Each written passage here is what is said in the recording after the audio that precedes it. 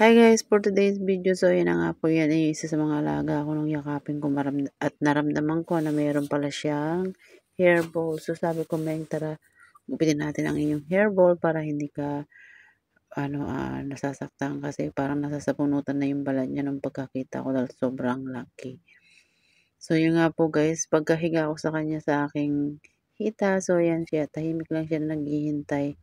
So, nakakatuwa guys na dati ang sungit-sungit ng pusa na yun, halos hindi ko siya mayakap. Pero ngayon guys, sobrang babait na nila pag niyayakap ko na sila guys is nagpapayakap na talaga sila.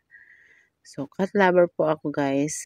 Kaya kahit pa paano is tuwan-tuwa yung mga amo ko na naaalagaan ko ng maayos yung kanilang mga alaga. Actually guys, 17 po yan. Hindi po biro mag-alaga ng 17 cats. Tapos all around ka pa dito sa bahay. So yun po guys. For more updates, please click the bell button. Thank you so much sa pag-support hanggang sa muli. Ito po ang inyong Bukid Queen. So yan guys, nakakatuwa siya. Kahit pa paano komportable na siya. So ang dami kong nakuha hairball sa kanya. So hanggang sa muli po guys.